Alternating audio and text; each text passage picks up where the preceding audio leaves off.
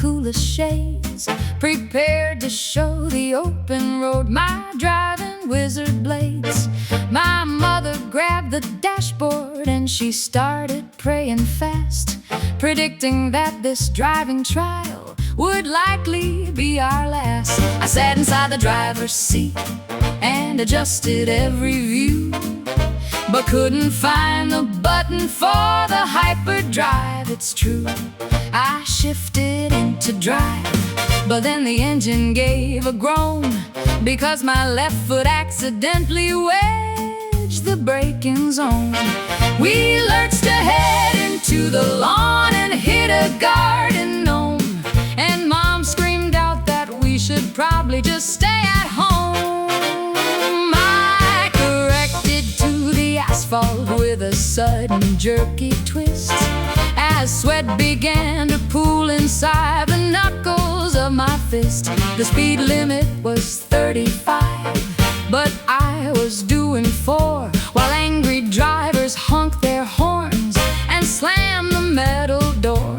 A bicyclist rolled past us with a condescending glare, while I was gripping tight enough to cut off all my air. I tried to check the mirror, but I blinked and missed the turn, which led us to a cul-de-sac where tires start to burn.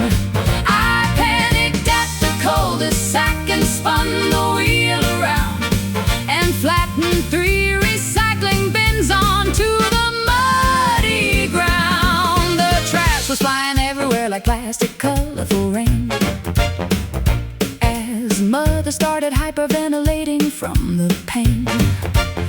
Just signal left, she whimpered as we neared a major street, but I turned on the wipers and the blasting window heat. The fluid sprayed across the glass, the fans began to roar as I accidentally pushed the gas pedal to the floor.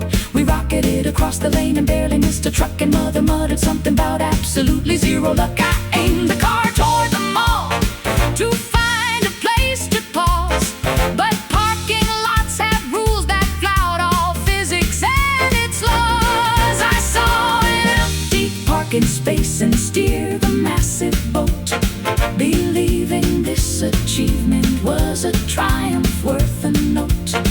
Instead of gently tapping brakes, I hit the gas again and jumped the concrete barrier like crazy cattlemen. We came to rest directly in a giant thorny bush, accompanied by a very loud and metallic sounding whoosh. The engine turned to vapor and the hazard lights came on, and every ounce of teenage pride I possessed was totally gone.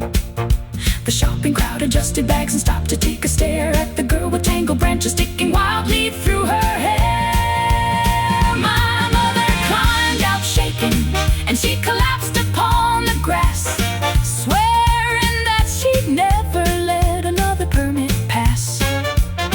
The tow truck arrived later just to haul our wreck away, concluding what was definitely a legendary day. I learned that turning corners requires more than just a prayer, and looking at the mirrors helps to see what's actually there. The pedal on the right is dangerous if you stop it down, especially if you're trying to navigate across the town.